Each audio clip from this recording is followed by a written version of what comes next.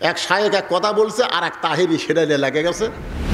এখন ফেসবুক খুলে দেখেন, ও রে বাবা রে, নবী কখন থেকে কি হলো, এই লি আমাদের বাংলাদেশের যুবকেরা মাথা শেষ, নামাজ পড়ে কী হবি রে, তাহিরি একটা কয়, আহমদুল্লাহ একটা কয়, ফের তোকে নামাজ পড়ে কী হবি, এই কথা তো কে গেল না, হুজুরার ঠিক নাই কি। তুমি যত বড় আলম হও, তোমার জবান দিয়ে যদি ইসলামী আন্দোলনের কথা না আসে, বাতিলের বিরুদ্ধে হকের পক্ষে কথা না আসে, তোমার একটা আমল আল্লাহর দরবারে কবুল হবে না। জোরে কোন কথা ঠিক না? ডাইরেক্ট যদি বলবার না পারো, আল্লাহ বলেছেন উদউ ইলা সাবিলি রাব্বিকা বিল হিকমা, বদরুশদের মতন হিকমতের সাথে কও। জোরে কোন ঠিক না? আমি কি ডাইরেক্ট কই, আমি অ্যাঙ্গেলে মারি,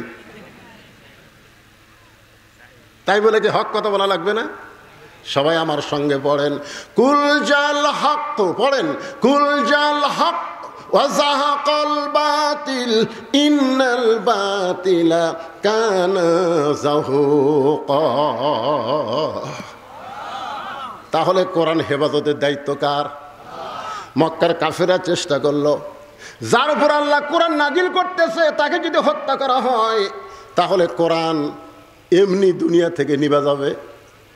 আল্লাহ নবীকে হত্যা করার পরিকল্পনা করলো, অর্থাৎ কোরআনকে দুনিয়া থেকে বিদায় করার পরিকল্পনা করলো।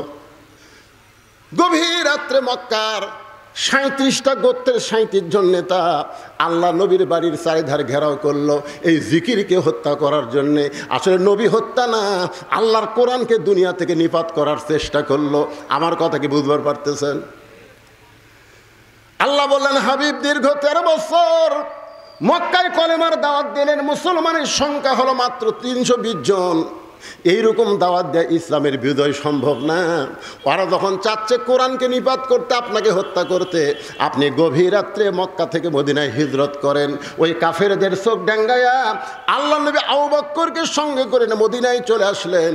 মাত্র 8 বছর পর আল্লাহ তাআলা যেই মক্কা থেকে নবীকে মদিনায় পাঠাইছিলেন, ওই মক্কা আবার বিজয় দিয়ে দিলে।